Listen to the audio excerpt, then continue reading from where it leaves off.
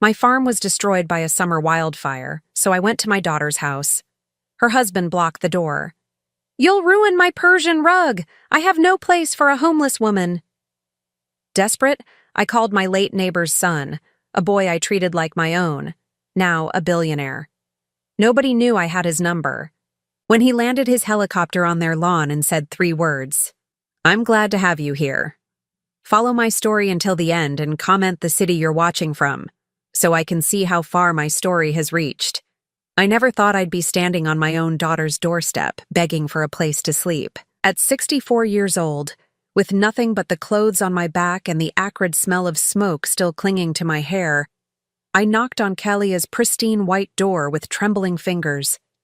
The wildfire had taken everything. 43 years of memories, sweat, and dreams reduced to ash in a single afternoon. My farmhouse, the barn where I'd raised prize-winning cattle, the apple orchard my late husband Frank had planted with his own hands, all gone. The insurance adjuster said it would take months to process my claim, and even then, it might not cover rebuilding costs. I had nowhere else to go. Kalia opened the door wearing a silk blouse that probably cost more than I used to spend on groceries in 3 months. Her perfectly manicured eyebrows shot up when she saw me, and I watched her take in my soot-stained jeans and the small duffel bag containing what little I'd managed to save.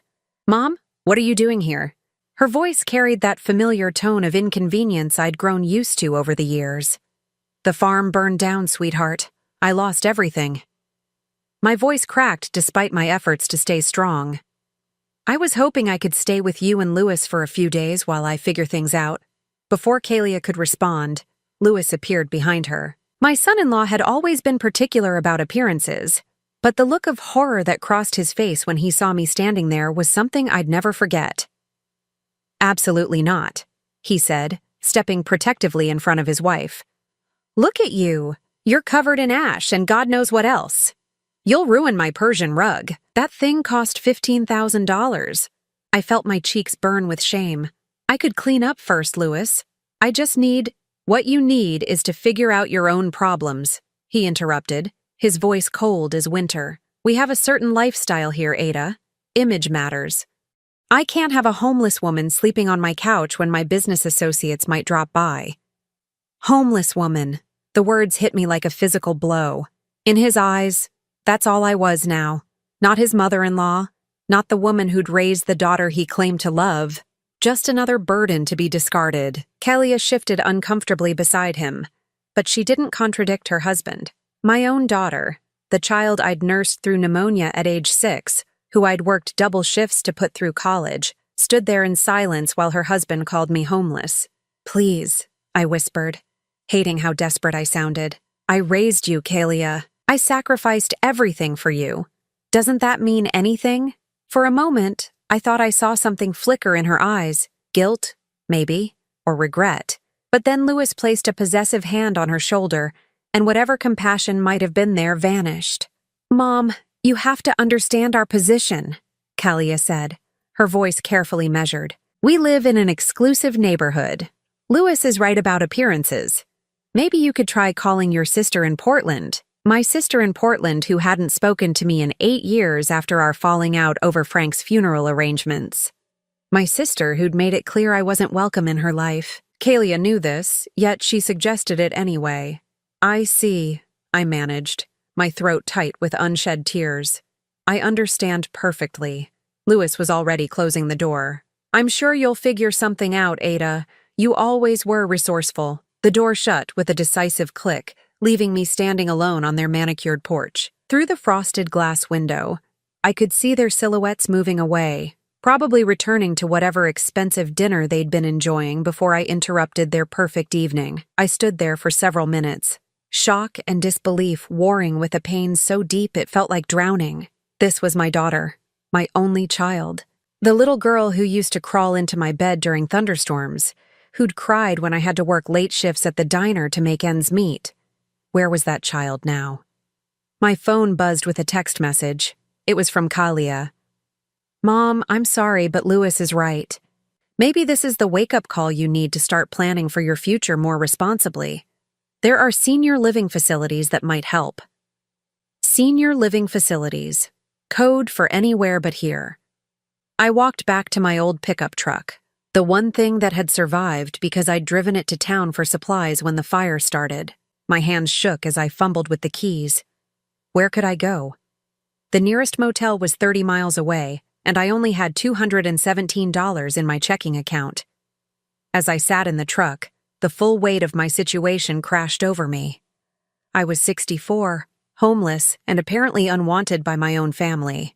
The farm that had been my identity, my livelihood, my legacy, gone.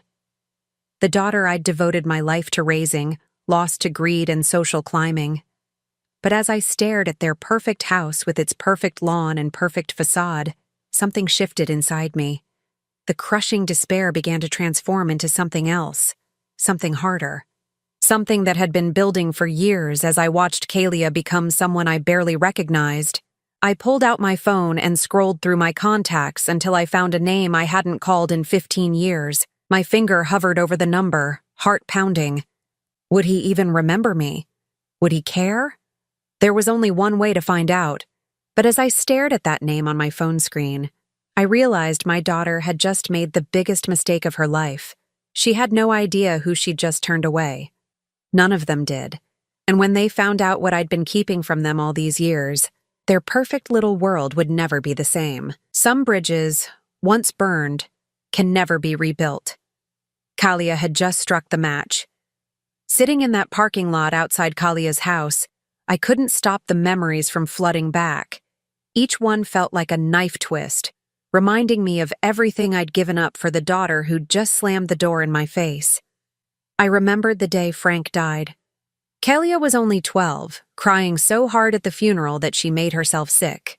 I held her all night in that narrow hospital bed while she threw up from grief, promising her that everything would be okay, even though I had no idea how I'd keep that promise. Frank's life insurance barely covered the funeral costs.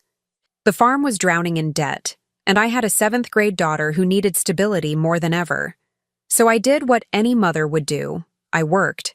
I worked 3 jobs.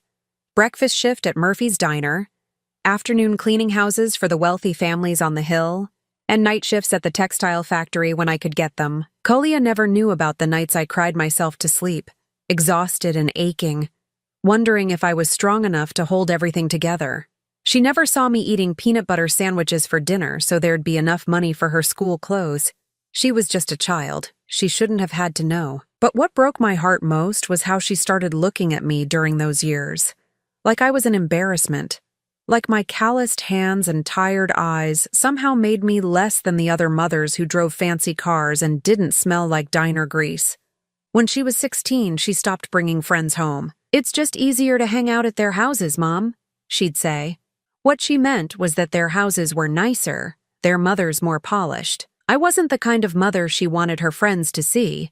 I should have been angry. Instead, I worked harder. I wanted to give her everything those other kids had. I sacrificed my own dreams, my own future, telling myself it would all be worth it when she succeeded. The irony wasn't lost on me now. All those years of trying to make Kalia's life perfect, and she'd grown up to become exactly like the people who'd looked down on us. But there was another child in those memories. A boy whose story was intertwined with ours in ways Kalia never fully understood. Tommy Peterson lived in the falling down house next to our farm. His parents were the town drunks. Everyone knew it, but nobody talked about it. Not directly. When Tommy was 8 years old, he started showing up at our kitchen door during dinner time, always with some excuse. My mom wanted to know if you had any sugar. Can I pet your cats? My dad says, do you need help with anything? The truth was written all over his thin frame and hollow eyes. The boy was hungry, and not just for food. He was starving for kindness, for someone to notice him, for a place where raised voices didn't mean someone was about to get hurt. Frank saw it before I did. That boy needs looking after, he said one evening as we watched 8-year-old Tommy through our kitchen window, sitting alone on his front steps. His folks aren't right. After Frank died, Tommy became my shadow. He'd appear every morning before school, helping with farm chores without being asked. When I came home from my shifts, exhausted and barely able to stand, he'd have already fed the chickens and gathered the eggs. You don't have to do that, sweetheart. I told him one afternoon when I found him mucking out stalls that were supposed to be my responsibility. I like helping, he said simply. Besides, you take care of everyone else. Someone should take care of you too. That's when I knew this boy had an old soul. He was only 9, but he understood something about love and loyalty that many adults never learn. He understood that family isn't always about blood. Sometimes it's about choice. Tommy never complained when his father came home drunk and violent. He never asked me to call social services, though God knows I should have. Instead, he'd just show up at my door with his homework, and I'd let him do it at my kitchen table while I cooked dinner. On the worst nights, when the yelling from next door got too loud, I'd find him sleeping in our barn come morning. Kalia tolerated him because I insisted, but she never truly accepted him. Why does he always have to be here? She'd whine when Tommy joined us for Sunday dinners or family movie nights. Because he needs us, I'd tell her. Sometimes we're the family people choose, not just the one they're born into. She'd roll her eyes and retreat to her room. Even at 12, 13, 14, Kalia had already decided that Tommy Peterson was beneath her notice. He was poor, his clothes were second-hand, and his parents were the kind of people respectable families whispered about. But I saw something in that boy. A fierce intelligence that school couldn't quite nurture.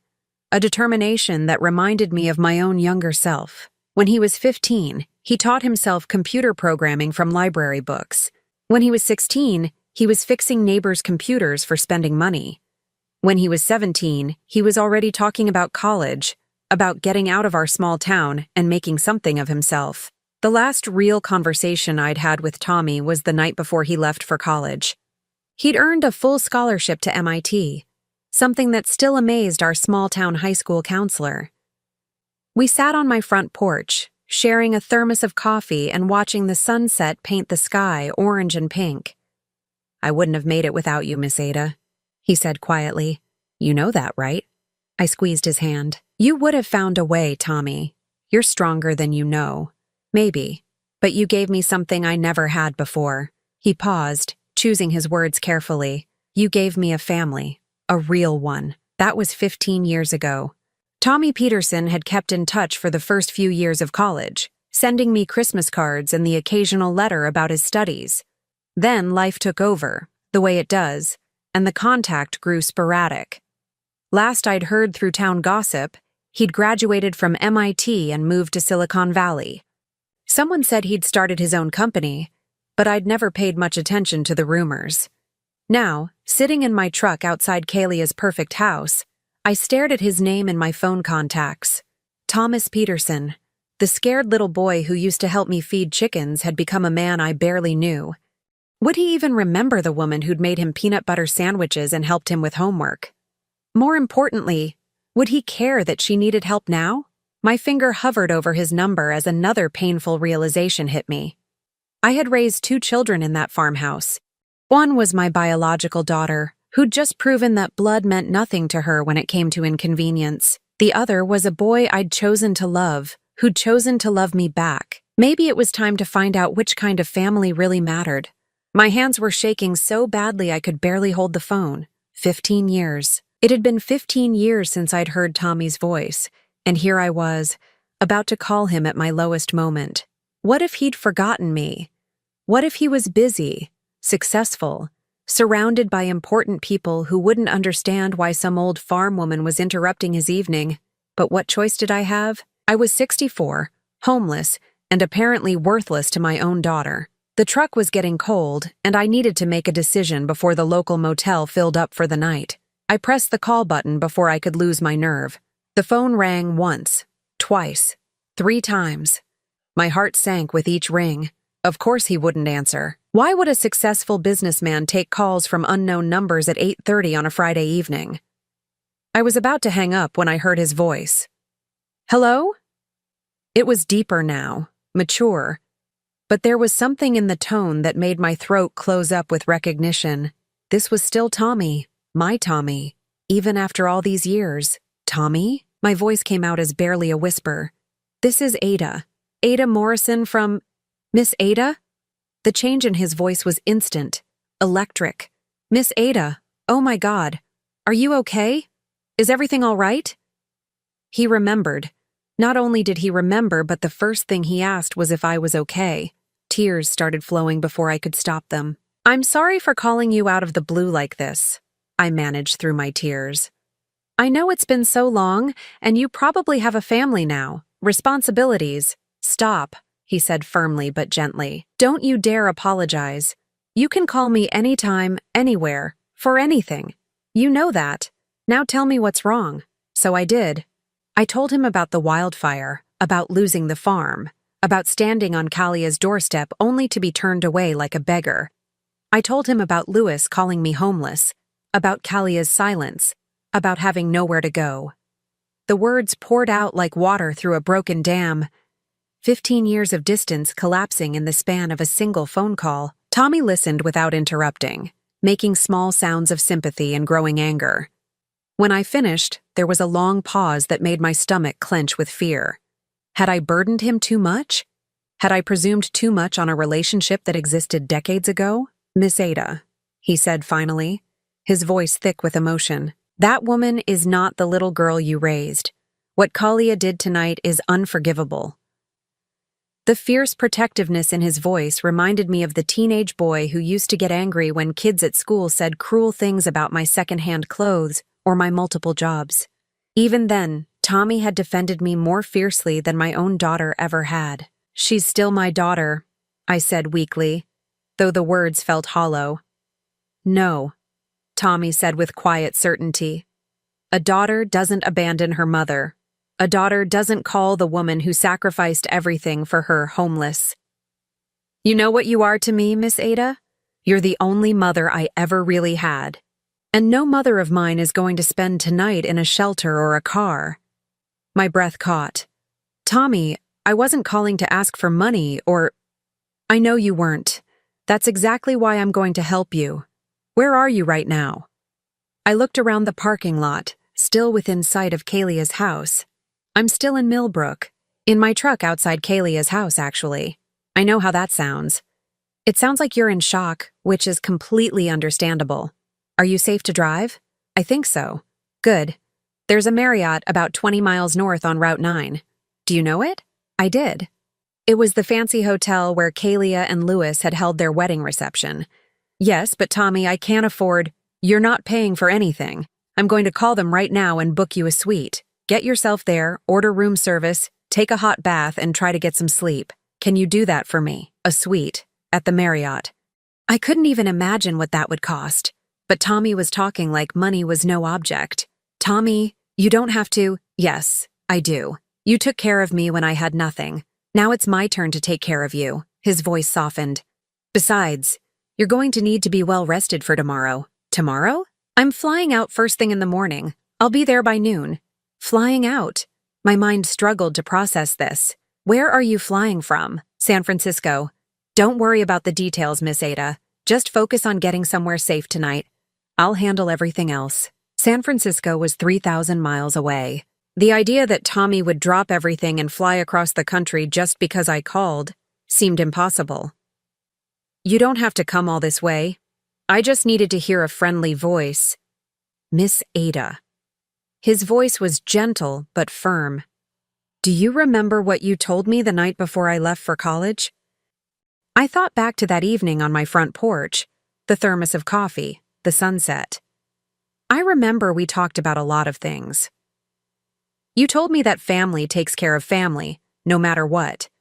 You said that when someone you love is hurting, you don't hesitate, you don't make excuses, you just show up."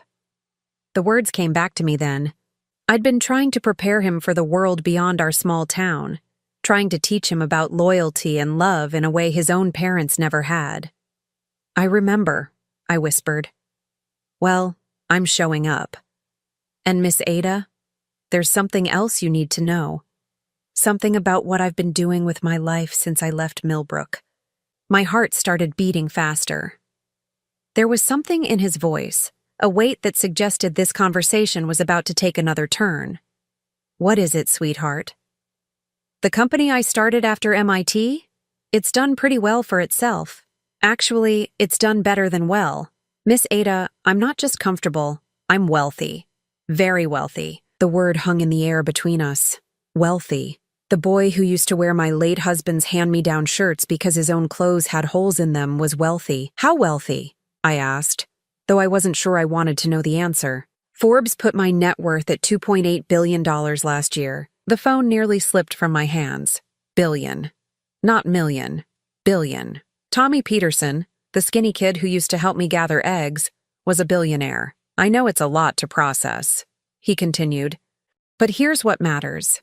Every success I've ever had, every dollar I've ever earned, every achievement that's brought me to this point, it all started in your kitchen, Miss Ada.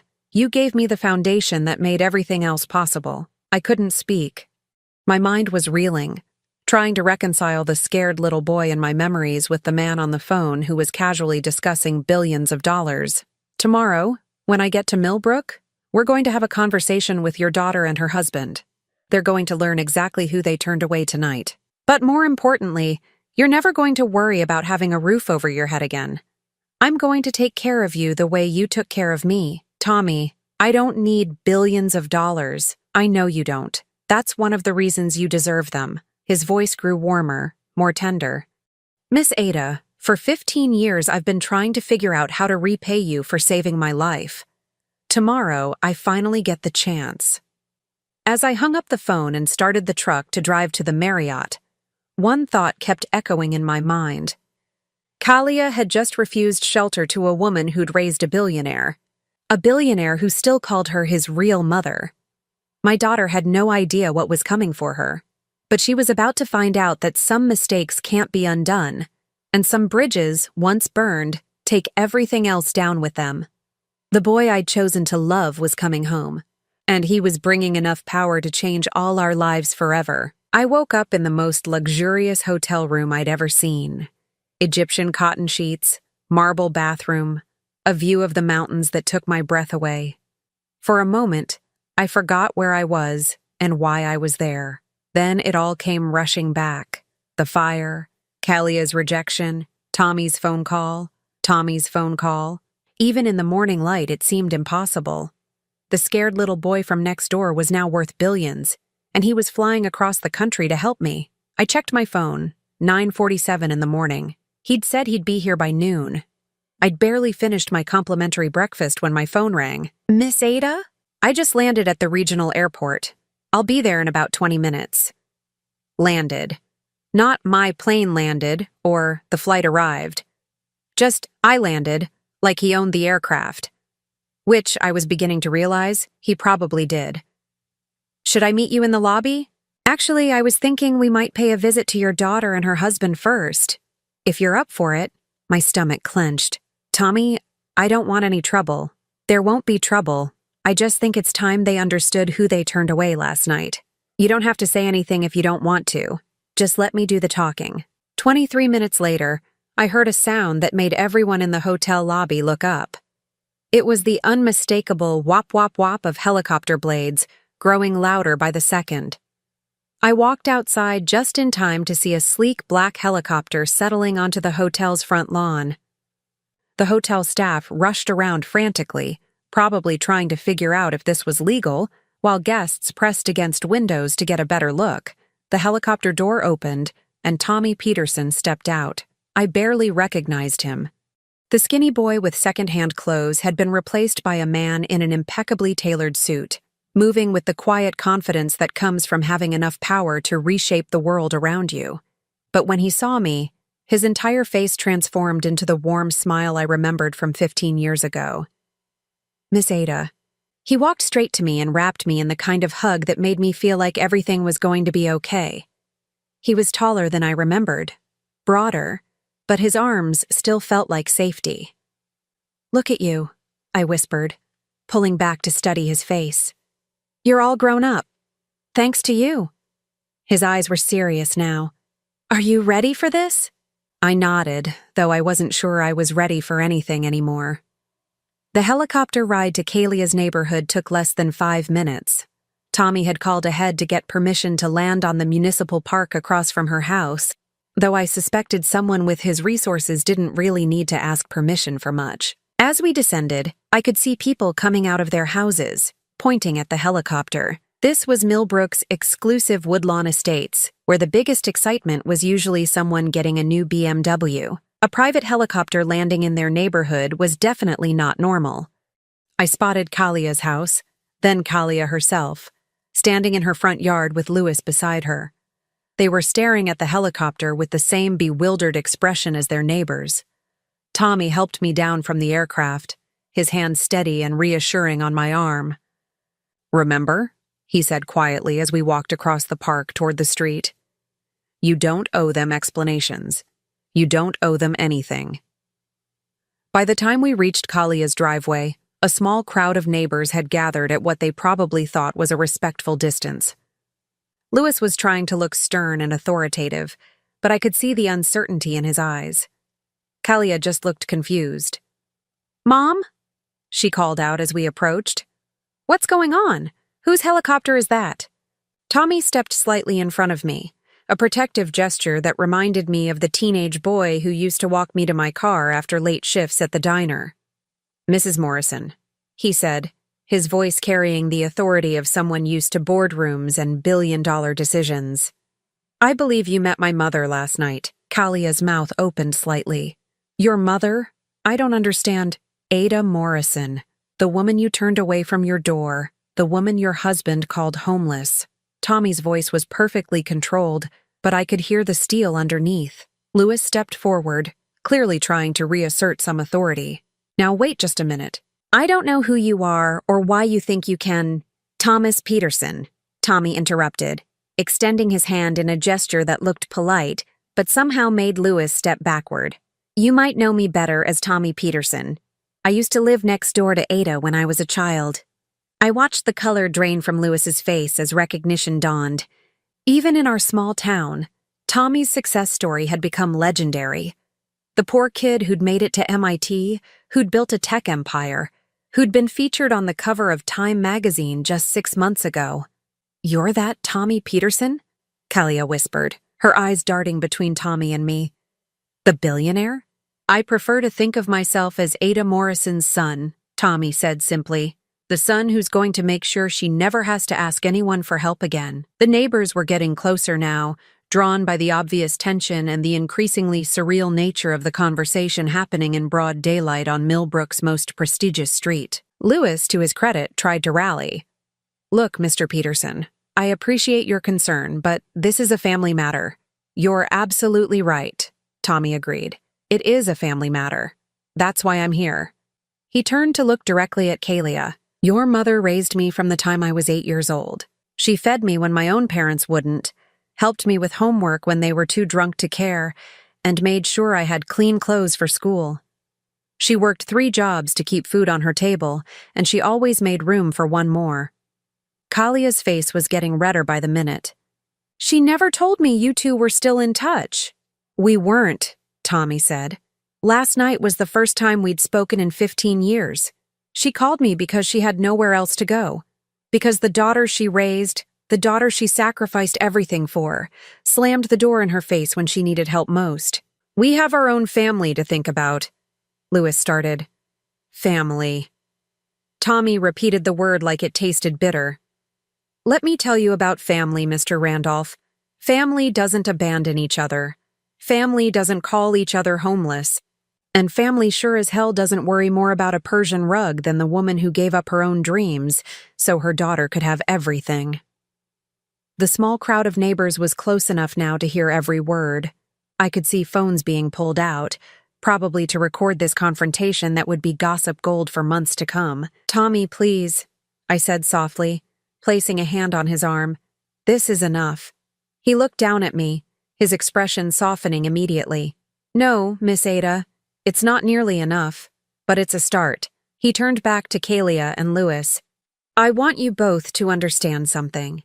Ada Morrison is the most important person in my life. She always has been, and she always will be. From this day forward, anything she needs, anything she wants, she gets. No questions asked." He reached into his jacket and pulled out an envelope. "This is the deed to a house about an hour from here. 7 bedrooms, 10 acres, full-time staff if she wants it. It's hers now, free and clear." Kalia's eyes widened as she stared at the envelope.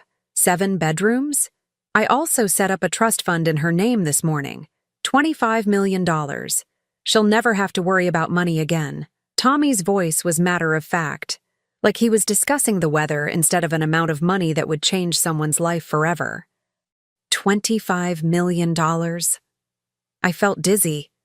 The farmhouse that had burned down was worth maybe $200,000, and that included the land. Louis looked like he might be sick. 25 million? That's just the start, Tommy continued, his eyes never leaving Kalia's face. Miss Ada doesn't just get a house and money. She gets everything I have, every resource, every connection, every door that my success can open. She gets a family who actually appreciates what she's done. She already has a family, Kalia said weakly. Tommy shook his head. No, she had a daughter. A daughter who taught her last night that sometimes the family you choose is more loyal than the family you're born into. The silence that followed was deafening. Even the neighbors had stopped murmuring, sensing that they were witnessing something that would define relationships for years to come. Finally, Tommy turned back to me. Miss Ada, there's a car waiting to take you to your new home. The staff is expecting you, and I've arranged for someone to take you shopping for anything you need. Would you like to go see it? I nodded, not trusting my voice to work properly. As we turned to walk back toward the helicopter, Kalia's voice stopped us. Mom, wait. Can we talk? I turned around slowly. My daughter looked smaller somehow, diminished by the weight of what she'd just learned. What would you like to talk about, sweetheart?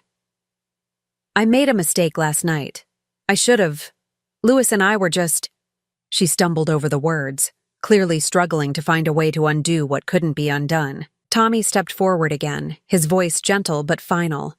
Mrs. Morrison, mistakes are when you forget to return a phone call or show up late to dinner. What you did last night wasn't a mistake, it was a choice, and choices have consequences. As the helicopter lifted off, I looked down at Kalia standing in her perfect yard in front of her perfect house, and I felt something I hadn't expected. Not anger, not satisfaction, but pity. She had no idea what she'd lost until it was too late to get it back. Some lessons can only be learned the hard way, and my daughter's education was just beginning. The house Tommy bought me was nothing like I'd ever imagined living in. Sitting on 10 acres of rolling hills, it was a colonial-style mansion with white pillars and wraparound porches that looked like something from a magazine. The staff, a housekeeper named Maria, a groundskeeper named Frank, and a cook named Elena, treated me like royalty from the moment I walked through the front door. This is your home now, Mrs. Morrison, Maria said warmly as she showed me through room after room of elegant furniture and pristine decor. Mr. Peterson made it very clear that anything you need, anything you want changed, you just have to ask. That first week passed in a blur of luxury I'd never experienced. Fresh flowers delivered daily, meals prepared exactly to my preferences. A wardrobe consultant who helped me shop for clothes that actually fit properly for the first time in decades. I felt like Cinderella, except my fairy godmother was a billionaire who still called me his real mother. Tommy visited every few days, always bringing something thoughtful. Books he thought I'd enjoy, photos he'd found of our old neighborhood, news about mutual acquaintances from Millbrook. But mostly, he just wanted to sit with me on the front porch, drinking coffee and talking like we used to when he was a teenager. Are you happy here? He asked during one of those visits, studying my face carefully. I looked out over the manicured gardens, the small lake with its fountain, the life of ease and comfort that had replaced my burned-down farmhouse. It's beautiful, Tommy. More beautiful than anything I ever dreamed of. That's not what I asked. I smiled at his persistence. Even as a child, he'd had a way of seeing through polite answers to the truth underneath. I'm adjusting. It's a lot to get used to. We can get you a different house if you prefer. Smaller, maybe? Closer to town? No, sweetheart. This is perfect. I'm just not used to having people take care of me instead of the other way around. He reached over and squeezed my hand. You spent 40-something years taking care of everyone else. It's your turn now. That same evening, as I was settling in with a book in what the staff called the library, an actual library with floor-to-ceiling bookshelves and a rolling ladder, Maria knocked on the door. "Mrs. Morrison? Your daughter is here. She says she needs to speak with you urgently." My stomach clenched. I'd been expecting this, but that didn't make it any easier. "Show her in, please." Kalia appeared in the doorway a moment later, her eyes wide as she took in the elegant room. She'd clearly dressed carefully for this visit. Her best dress, her most expensive jewelry, her hair styled in the way she thought made her look most appealing. "Mom," she stood there uncertainly, like she wasn't sure whether she was allowed to enter fully. "Come in, sweetheart. Sit down." She perched on the edge of a leather chair, her hands clasped tightly in her lap. For several moments, neither of us spoke. Finally, she cleared her throat. "This place is incredible." "It is. I had no idea Tommy Peterson had done so well for himself. I mean, I knew he was successful, but this level of wealth." She gestured around the room. "He's done very well." Another silence. I could see her struggling with how to approach whatever she'd come to say. Finally, the words burst out of her. "Mom, I made a terrible mistake the other night. Louis and I both did. We were shocked, unprepared, and we reacted badly. But you have to understand, we never meant to hurt you." I studied her face, looking for genuine remorse and seeing mostly panic. "What did you mean to do then?" "We just thought, you're so independent, so capable. We figured you'd work something out on your own. We didn't realize how serious the situation was." "I told you I'd lost everything in the fire, Kalia. How much more serious did it need to be?" Her cheeks flushed. "You're right. You're absolutely right. But Mom, we can fix this. Louis and I have been talking, and we want to make things right between us. We want you to come home." "Home?" "To our house. We've prepared the guest room for you. It's all ready. New sheets, fresh flowers, everything you need. You could move in this weekend if you want."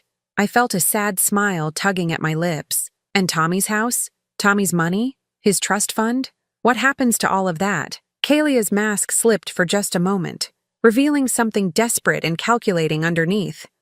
"Well, you don't really need all this, do you? This house is so big, so impersonal. Wouldn't you rather be with family?"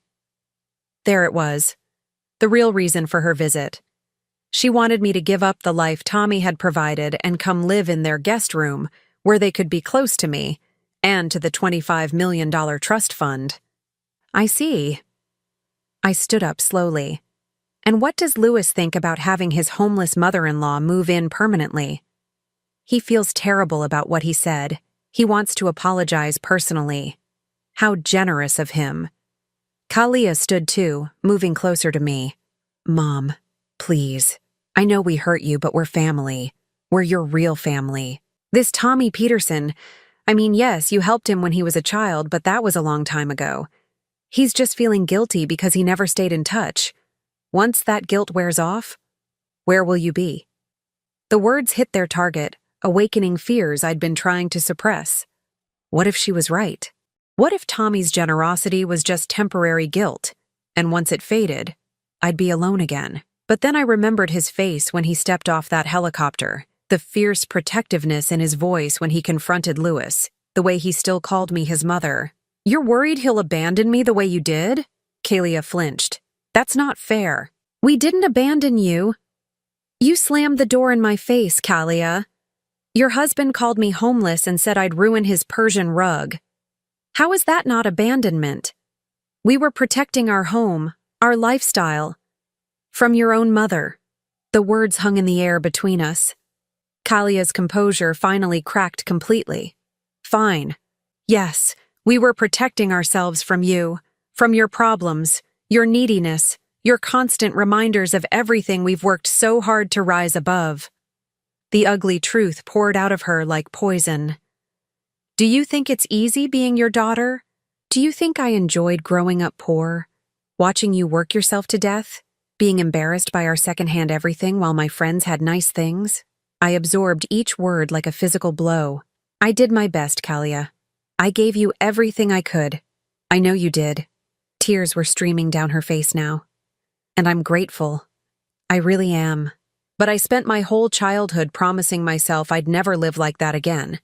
I'd never be poor, never be looked down on, never have to worry about money. Louis gave me that security, and I threatened it. Yes, no, I don't know. She sank back into the chair, her perfect facade completely demolished. I just know that when I saw you standing there with your soot-covered clothes and your desperate eyes, you looked like everything I'd run away from, and I panicked. The honesty was brutal, but at least it was honest. For the first time since she'd arrived, I felt like I was talking to my real daughter instead of a carefully crafted performance. And now? I asked gently. Now I realize I might have thrown away the most important relationship in my life for the sake of a Persian rug and social appearances. Her voice was small, defeated. I want to fix this, Mom. I need to fix this. I sat back down across from her. What you need and what you want might be two different things, sweetheart. What do you mean? You want to fix this because you've seen what I mean to Tommy, and you've realized there might be benefits to having me in your life. But do you actually want me, Kalia? Do you want your mother with all my flaws and limitations and embarrassing history? Or do you want access to what my relationship with Tommy might provide? She opened her mouth to protest, then closed it. The silence stretched between us, filled with the weight of a lifetime of complicated emotions. I don't know how to answer that, she finally admitted. At least that's honest. What I do know, she continued, is that I love you. I've always loved you, even when I was ashamed of our circumstances, and I know that losing you would destroy me. I reached over and took her hand. You haven't lost me, sweetheart. But the relationship we had before, the one where I gave and you took it for granted, that relationship is gone. It burned up with my farmhouse. Then what's left? I don't know yet. Maybe nothing. Maybe something better than what we had before. But that's up to you to decide. She squeezed my hand. How do I decide? You start by going home to Louis and thinking about what kind of daughter you want to be going forward. Not what kind of daughter you think I want, or what kind will get you the most benefit, but what kind feels right to you. And you? What will you be doing while I'm figuring that out? I looked around the beautiful library, thought about Tommy's upcoming visit, about the peaceful life I was building in this place where I was valued simply for being myself. I'll be living my life, Kalia.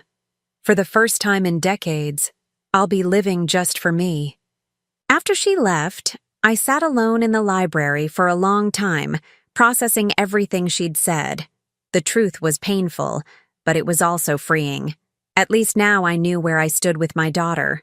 At least now I could stop hoping for something that had never really existed. My phone buzzed with a text message. It was from Tommy. Hope you're having a good evening. Elena mentioned she's making your favorite pot roast tomorrow. Can't wait to join you for dinner. I smiled, feeling the knot in my chest loosen slightly. Some family is chosen, not born. And sometimes, the family that chooses you loves you better than the family that shares your blood ever could. Kalia would have to decide what kind of daughter she wanted to be. But I already knew what kind of son Tommy was. The kind who flew 3,000 miles to rescue the woman who'd rescued him first. 6 months later, I was sitting on my front porch watching the sunrise paint the mountains pink and gold when my phone rang. The caller ID showed Kalia's number, her 5th attempt to reach me this week. I let it go to voicemail. It wasn't that I was angry with her anymore.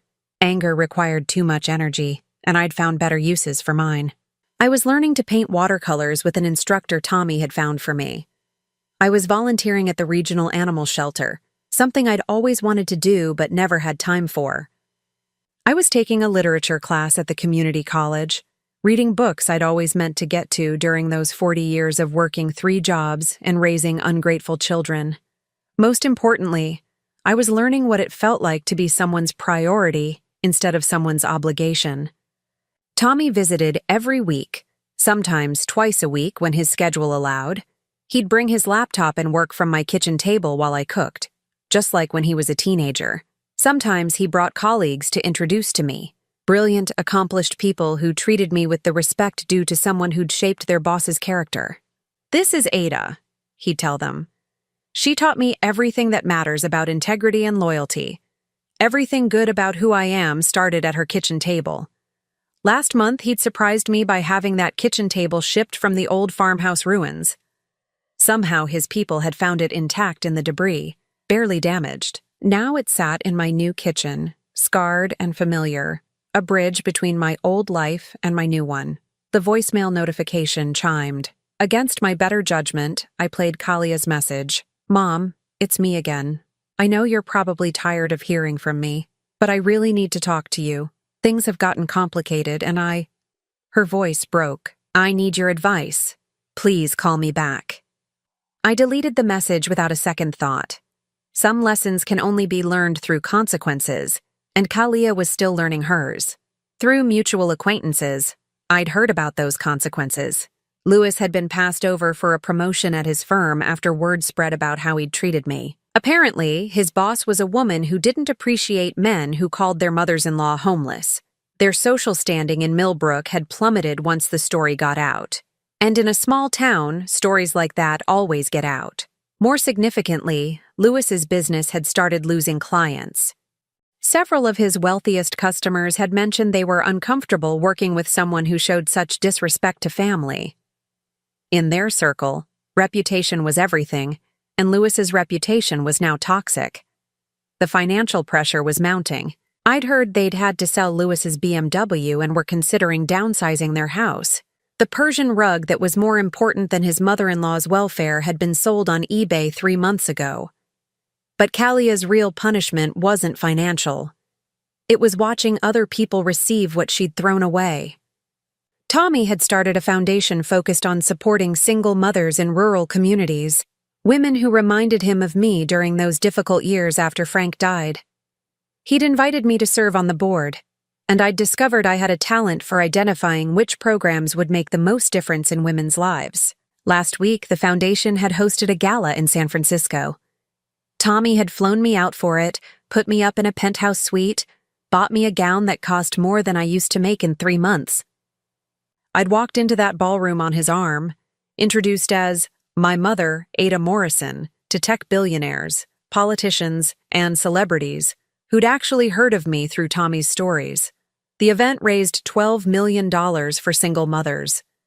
$12 million that would provide childcare, education assistance, and emergency funds for women who were struggling the way I'd struggled. As I stood on that stage thanking the donors, I thought about the scared young mother I'd been 30 years ago, working myself to exhaustion just to keep a roof over our heads.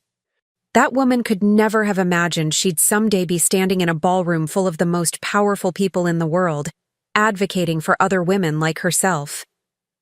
The local newspaper had run a photo of Tommy and me at the gala.